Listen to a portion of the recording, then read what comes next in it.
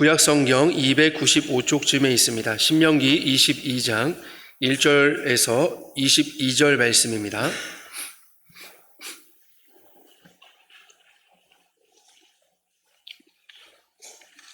신명기 22장 1절부터 22절에 있는 하나님 말씀을 제가 봉독하겠습니다. 하나님의 말씀입니다.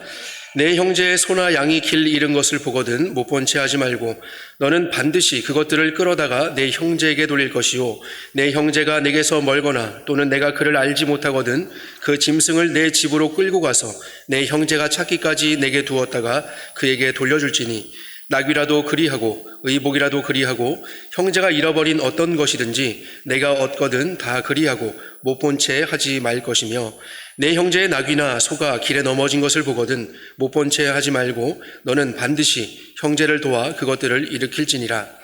여자는 남자의 의복을 입지 말 것이요 남자는 여자의 의복을 입지 말 것이라. 이같이 하는 자는 내 하나님 여호와께 가증한 자이니라.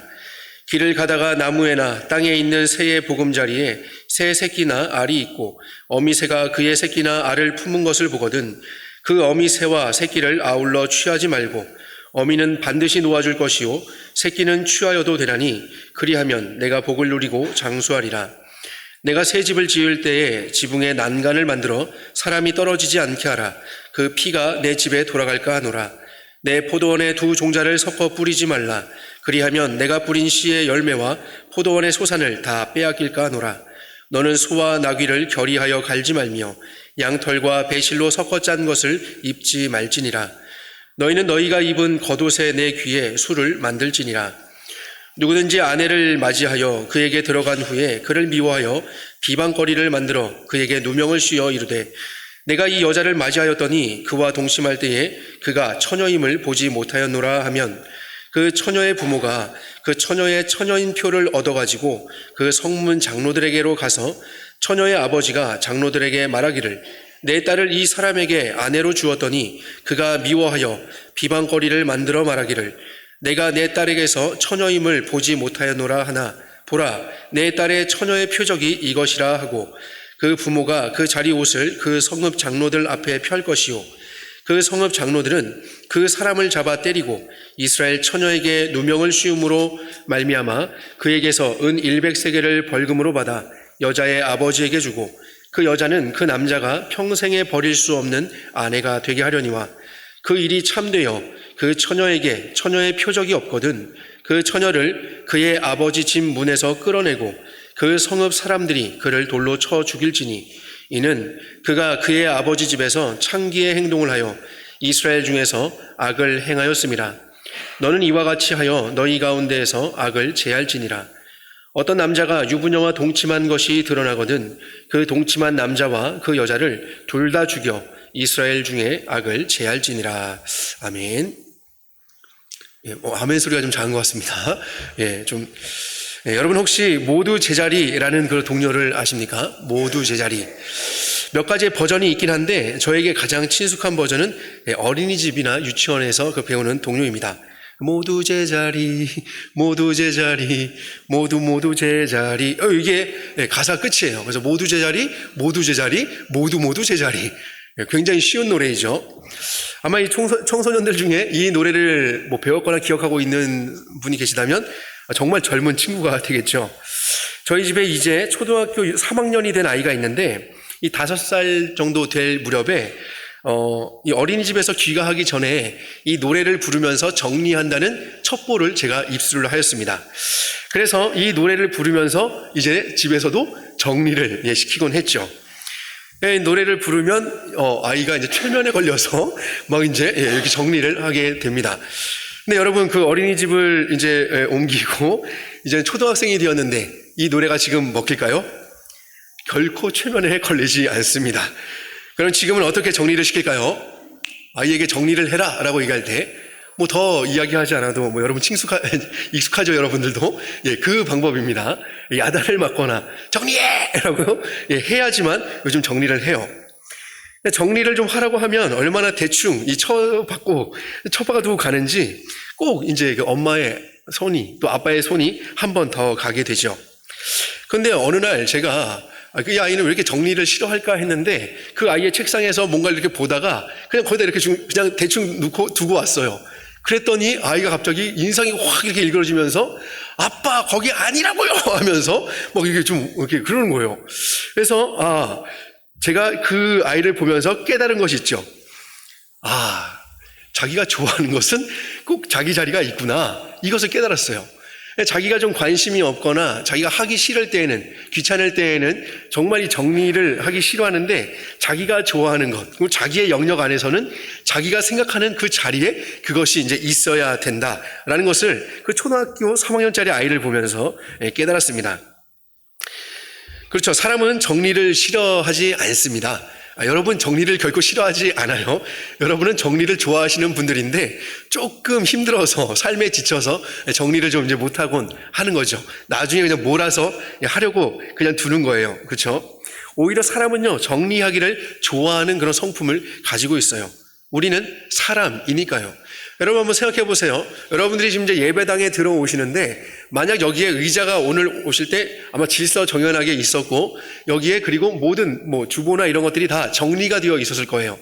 그러니까 이제 이 자리에 앉아 있지 만약 여기가 막 난장판이 되어 있다면 여러분은 와서 기꺼이 자리에 앉지 않았을 겁니다. 여러분 식당에 한번 들어간다고 생각해 보세요. 식당에 들어가서도요, 테이블이 막 음식 찌꺼기가 있거나 아니면 아직 치워지지 않은 것이 있다면 옆에 서서 그 종업원이 다 치워질 때까지 기다린 후에 그 다음에 이제 자리에 앉죠. 왜요? 사람은 정리가 된 것을 좋아하기 때문입니다. 사람의 성품은 깨끗한 것을 좋아하기 때문이에요. 그래서 사람은요, 자기가 관심이 있거나 자기가 좋아하는 것들은 자기가 생각하는 그 자리에 꼭 있기를 바라고 좋아하죠. 생각해보면 이 세상에는요, 다 있어야 할 자리가 있는 것 같아요. 진열장 안에 있을 때 정말 맛있어 보이는 그 케이크라고 할지라도 변기 안에 처박혀 있다. 그럼 여러분 맛있어 보일까요? 오히려 그냥 벌써 이제 생각하기가 쉽지 않죠. 누구나 다 가지고 있는 이 입안의 침, 이 내 입안의 이 침은요 얼마나 유용한지 모릅니다. 세균을 퇴치하죠. 우리가 그래서 충치가 생기지 않도록 보호합니다. 세균으로부터 보호를 하죠. 그리고 소화를 돕는 아주 유용한 타액입니다. 하지만 남이 뱉어놓은 침은 어떤가요? 남이 뱉어놓은 침을 보면 정말 유용한 것이 여기에 떨어져 있구나, 아깝다라고 생각을 할까요? 그렇지 않죠. 라고 그렇게 여러분 이제 생각하실 겁니다. 분명히 내 입 안에 있는 침은 굉장히 유용하지만 밖으로 나오면 그것은 더 이상 좋지 않죠. 눈살을 찌푸리게 될 것입니다. 여러분 만물은요 다 있어야 할 자리가 있습니다. 왜냐하면 하나님께서 창조하실 때 만물이 다 그 자리에 자기의 자리에서 존재하며 자기의 기능을 하게끔 창조하셨기 때문이죠. 하나님이 이 세상을 창조하실 때 말씀으로 창조를 하셨는데 말씀을 하실 때 그 존재는 말씀에 순종하여서 거기에 존재하게 되었고 거기에서 하나님이 하게 하신 그 일을 할 때 하나님이 보시기에 좋았다라고 그렇게 말씀을 하셨습니다. 하나님은 이 세상을 보시며 심히 좋았다라고 말씀하셨는데 하나님이 생각하시는 그 자리, 하나님이 원하시는 그 자리에 존재하고 또 그 존재하면서 기능을 하기 때문이죠. 하나님의 뜻대로 기능을 하기 때문에 하나님의 창조 세계가 심히 좋았던 것입니다. 그 모든 피조 세계는 그렇게 존재하게 하신 자리에서 하나님의 영광을 드러내며 존재할 때 가장 아름답고 가장 선했죠. 그렇기 때문에 모든 피조 세계에는요 있어야 할 그 자리에서 하나님께서 맡기신 본연의 기능을 하며 존재하는 것이 무척 중요합니다. 하지만 인류 최초의 사람이 하나님이 명하신 명령에 불순종함으로써 죄가 세상에 들어오게 되었죠. 그렇게 세상에 죄가 들어오면서 완전한 이 창조 세계에는요 균형과 조화가 깨어지게 되었습니다. 피조물인 사람은 자신이 있어야 할 자리를 잃어버리게 되었죠. 자신의 기능조차도 상실하게 되었습니다. 존재와 기능으로서 하나님의 영광을 드러내었던 이 사람은 범죄함으로 인해서 자연스레 하나님의 영광에 이르지 못하는 비참함 속에 처하게 되었죠. 우리는 뭔가를 하다가 망치면 다 없애고 다시 처음부터 하고 싶어 합니다. 글을 쓰거나 그림을 그리다가 망쳤는데 하면 여러분 어떻게 하죠? 뜻대로 안 되면 종이를 구겨서 영화에서 많이 보잖아요. 이렇게 해서 던져버리고 새로운 종이를 찾습니다. 여러분 게임 좋아하시죠? 게임도 마찬가지예요. 요즘에도 그런 표현을 쓰는지 모르겠습니다. 하다가 도무지 이건 안 될 것 같다 싶으면 GG를 칩니다. 이 GG를 모르면, 요즘엔 그런 용어를 안 쓰나 보죠. 저 대학생 때는 그런 용어를 이제 썼는데, 그럼 이제 한참, 그러네요. 어쨌든, 여러분, 새롭게 이 게임을 포기하고 난 새롭게 하겠다라는 그런 깔끔하게 이 게임을 포기하는 그런 용어였습니다. 그렇게 해서 게임을 하다가 게임이 잘 풀리지 않으면 깔끔하게 포기를 하고 다시 하기를 원하죠. 사람과의 관계에서도요, 불편함이 생기면요, 사람은 어떠죠? 그것을 해결하고자 하는 어떤 그런, 어떤 강력한 열망과 어떤 이 문제를 해결하고자 하는 욕구가 생기는 것이 아니라, 짱나. 그냥, 단절하고, 그냥, 절교하고, 그냥 다른 사람 찾지 뭐. 라고, 그렇게 하는 것이 더 편합니다. 만약 하나님이 우리와 같은 그런 성품이셨다면, 만약 하나님이 우리와 같으셨다면, 하나님의 창조의 목적을 저버리고, 불순종하여서 죄에 빠진 인간을 어떻게 하셨을까요? 아무것도 없는 것에서 이 세상을 창조하신 하나님이 마치 재부팅을 하듯이 이 세상을 없애고 처음부터 다시 만드실 수는 없으실까요? 분명히 그러실 수 있으시겠죠. 하나님은 충분히 그럴 능력이 있으십니다. 하지만 하나님은 그러지 않으셨습니다. 완전한 피조 세계에 대한 그 하나님의 사랑은 범죄한 이후에도 변함이 없으셨죠. 하나님은 사람이 의롭기 때문에 사랑하는 것이 아니라 하나님은 사람이기 때문에, 하나님이 만드신 사람이기 때문에 사랑하시는 것이죠. 그가 죄인이 되었다 할지라도 하나님은 그 죄인을 사랑하셨습니다. 그래서 하나님은 변함없는 그 사랑으로 계속 사랑하시는 것이죠. 하나님의 영광에 이르지 못하는 죄인이 되었음에도 불구하고 하나님은 사람을 사랑하셨습니다. 오늘 본문을 이 표면적으로 보면요, 어떻게 하라, 또 혹은 어떻게 하지 말라라는 명령의 의무조항처럼 보이지만 더욱 자세히 들여다보면 범죄한 사람과 또 이 깨어진 세상에 대한 하나님의 변함없으신 사랑을 우리는 여기에서 보게 됩니다. 그 사랑 때문에, 그 하나님의 변함없으신 사랑 때문에 하나님은 죄인들을 하나님의 거룩한 백성으로 회복시켜서 본래의 자리, 제 자리로 인도하시고자 열심을 내시는 것이죠. 그런 하나님의 열심이 이 성경에 이렇게 기록이 되어 있는 것입니다. 오늘 본문 22장 1절부터 4절에서는요, 못 본 채 하지 말라로 시작하여서 못 본 채 하지 말라로 마치고 있습니다. 외면하지 말아라 라는 그런 뜻인데요, 1절과 4절에 동일한 구문으로 그렇게 쓰여 있죠. 못 본 채 하지 말라. 3절에도 우리 성경에서는 1절과 또 4절과 동일하게 못 본 채 하지 말라라고 그렇게 번역이 되어 있지만 이 히브리어 성경에서는요, 무시하지 말라라는 그 의미에 더욱 가깝습니다. 즉 외면하지 말고 무시하지 말라라는 단락이라고 볼 수 있죠. 이 1절부터 4절은 외면하지 말고 무시하지 말라, 그리고 외면하지 말아라 라는 그런 단락입니다. 그럼 무엇을 외면하거나 무시하지 말아야 할까요? 그것은 바로 형제의 소유입니다. 형제의 소유. 소나 양, 낙이나 의복뿐 아니라 형제가 잃어버린 그 어떤 것이라 할지라도, 그 어떤 것이라도 그것을 얻게 된다면 무시하지 말고 돌려주어야 하는 것이죠. 당장 돌려주지 못하는 형편이라면 그 상태를 유지할 수 있도록 돌보면서까지도 돌려주어야 하는 것입니다. 그래서 여러분이 주일날 왔는데 우리 친구가 하나가 강아지를 데리고 왔어요. 근데 강아지는 그만 깜빡 잊고, 그럴 일은 없겠지만 깜빡 잊고 두고 간 거예요. 근데 내가 이것을 발견했네?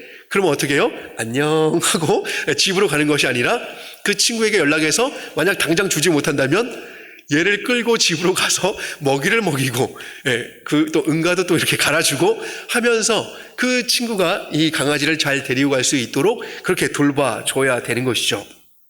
오늘 1절부터 4절이 이렇게 우리에게 이야기를 하고 있습니다. 왜 그렇습니까?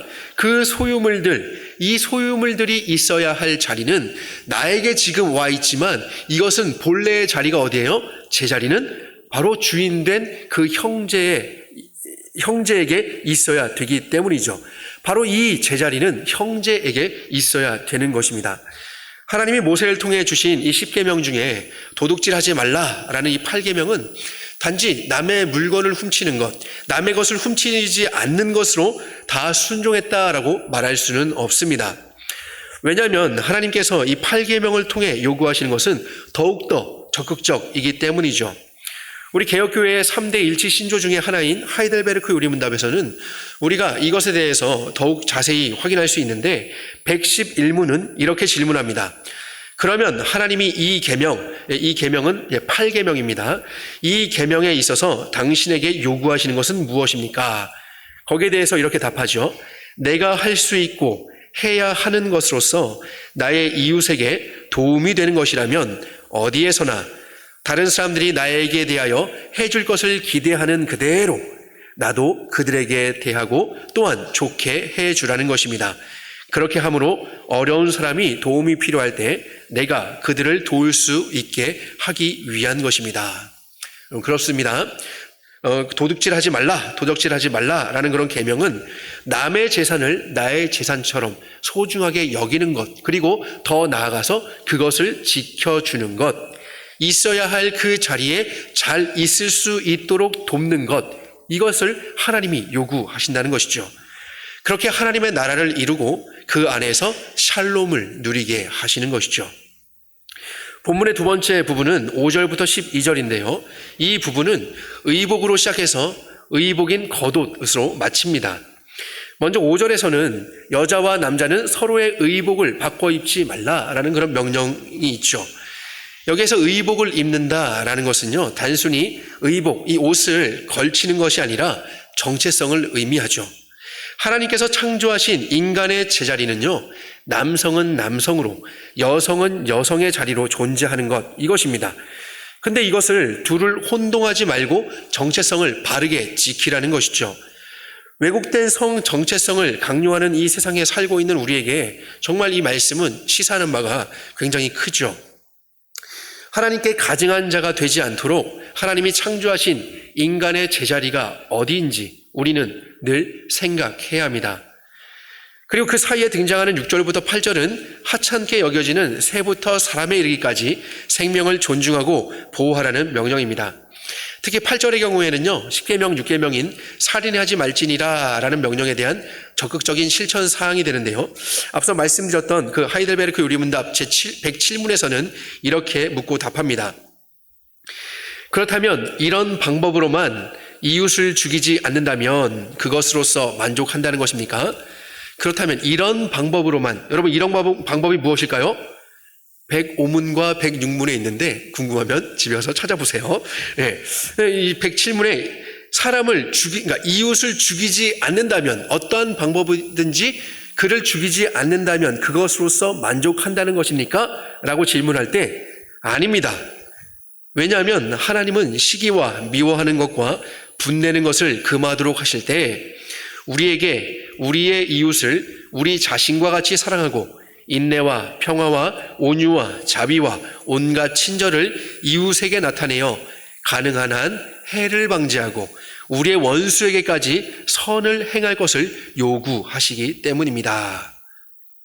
여러분, 굉장히 부담이 되죠. 살인하지 말지니라라고 할 때 나 지킬 수 있어 라고 그렇게 이제 할 수 있는데, 거기에서 하나님이 더욱더 적극적으로 요구하시는 하나님 나라의 법칙, 하나님 나라의 어떤 그 의무사항, 그 요구사항을 보니까 조금 더 우리를 부담되게 만들죠. 하나님이 창조하신 이 피조세계의 생명체들이 생명을 유지하며 살아갈 수 있도록 적극적으로 돕는 것이 하나님이 창조하신 이 세상의 바른 모습, 제자리인 것이죠. 그리고 9절부터 11절에서는 혼합하지 말라는 그런 명령들이 등장합니다. 포도원에 두 종자를 섞어 뿌리지 말아야 할 것은 하나님이 구별하여서 창조하신 것을 서로 혼합시킴으로써 순수성을 잃어버리게 되기 때문이죠. 어떤 사람들은요, 발전을 위해서 이 혼합하는 연구와 개발이 필요한 것은 아닌가라고 생각할 수도 있습니다. 그래서 발전을 위해서 이것은 가능하다라고 생각을 할 수 있겠지만, 여러분, 그러나 참된 의미에서 발전이라는 것은요, 우리가 생각할 때 발전이라는 것은 하나님의 창조의 질서를 더 잘 유지하고 보호하여서 창조의 목적을 잃지 않는 것, 이것이 바로 발전이라고 할 수 있어요. 발전이란 것은 그냥 뭔가 더 나은 것, 더 뭔가 이제 진보된 것, 그냥 그것이 아니라 그 기준은 하나님의 그 뜻, 하나님이 창조하신 창조의 목적에 비추어서 그것이 맞는가, 그리고 그것이 하나님의 그 창조의 목적을 실현하는가, 그럴 때 우리는 발전이라는 단어를 사용할 수 있는 것이죠. 하나님의 목적은요, 하나님이 창조하신 피조 세계를 지키시고 보호하시는 것입니다. 그것에 우리가 이바지를 해야 되는 것이죠. 더 잘 진리를 지키고 더 잘 하나님의 뜻을 이루는 것, 이것을 발전이라고 표현할 수 있을 것입니다. 이어지는 소와 나귀를 결의해서 밭을 가는 것이나, 그러니까 함께 이렇게 묶어서 밭을 가는 것이나, 양털과 배실을 섞어서 옷을 짓는 것, 그 옷을 입는 것은 이스라엘이 정복해야 할 그 가나안 땅의 풍습이었다고 합니다. 포도원에 두 종자를 섞지 않는 것처럼 혼합하지 말라라는 명령과 동시에 가나안 백성들의 삶의 그 문화와 혼합되지 않고 하나님의 백성으로서의 제자리를 지키라라는 그런 의미를 갖는 것이죠. 그리고 이 단락은 가증한 의복에서 거룩한 의복으로 마치게 되는데요.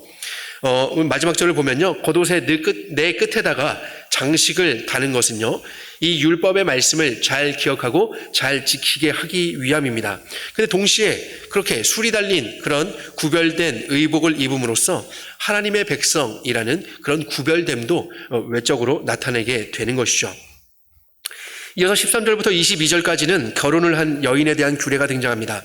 결론적으로 이야기하자면 결혼한 여자는 결혼한 그 자리를 지키게 해야 한다는 것이죠. 어떤 남자가 결혼을 하자마자 첫날 밤을 보냈는데 도무지 이해할 수는 없지만 갑자기 아내가 미워졌어요. 그래서 이혼을 하고 싶은 겁니다. 당시에 합법적으로 이혼할 수 있는 그 사유를 대는데, 그것은 자신의 아내가 이미 자신과 결혼하기 전에 다른 남자와 성관계를 가져서 처녀가 아니었다는 것이죠. 그럴 때 여자의 부모는 자신의 딸이 처녀라는 것을 증명을 하면 남자는 매를 맞고 또 벌금도 물어야 합니다. 게다가 모함했던 자신의 아내를 결코 버릴 수 없는 아내로 평생을 그렇게 삼아야 하는 것이죠. 그런데 실제로 그 여인이 결혼 전에 다른 남자와 성관계를 가졌다면 그 여인을 돌로 쳐서 죽여야 합니다. 왜냐하면 이것은 그 여인 한 명의 잘못으로 그치는 것이 아니라 하나님의 백성이라는 것은 구별된 삶을 살아가는 사람들이거든요. 하나님의 법칙대로, 하나님의 뜻대로 살아가는 하나님의 백성인 이 이스라엘 중에 악을 행한 것이 되기 때문이죠. 단지 자신 개인의 잘못이 아니라 이스라엘 가운데 악을 행한 것이 되기 때문입니다. 그리고 22절에는요, 어떤 남자가 유부녀와 동침한 것이 드러날 때, 이때에는 남자와 여자를 둘 다 죽입니다. 이것은 결코 그 둘의 금지된 사랑, 아름다운 이야기가 아니라 하나님께서 금하신 간음죄이기 때문입니다. 그 둘을 죽임으로써 이스라엘 가운데 침투한 악을 제거해야 하는 것이죠. 이것은 결혼 전에 성관계나 배우자 이외의 대상과 성관계는 결코 하나님께서 만드신 세상 가운데 하나님이 두신 제 자리가 아니라는 것입니다. 죄로 인한 악인 것이죠. 여러분, 이 성관계라는 것은요, 하나님이 결혼의 제도 안에 두신 신비이고 기쁨이고 즐거움이에요. 물론 그 전에 뭔가 이게 성적인 어떤 욕망이 일어나는 것, 이거 자체가 잘못이 아니죠. 이것을 잘못되게 해소를 하는 그것이 잘못인 거예요. 그런데 여러분, 그것을 해소한다고 해서 다른 방법으로 해소해서는 안 됩니다. 어떻게 해소를 해야 될까요? 결혼을 사모하십시오. 결혼을 사모하셔야 됩니다. 그리고 결혼하신 분들이 있다면 배우자만이 오직 나에게 유일하게 하나님이 허락하신 그런 비밀스러운 관계를 갖게 한 그런 아주 유일한, 아주 그러니까 소중한 사람이에요. 그러니까 남편을 좀 사랑해 주세요. 그리고 아내를 좀 사랑해 주시기를 바랍니다. 세상에 둘도 없는 유일한 그런 사람들입니다. 그러니까 여러분, 성관계는 지금 이 세상이 우리에게 이야기하는 것처럼 그렇게 가벼운 것이 결코 아니에요. 이것은 우리의 자리가 아닙니다.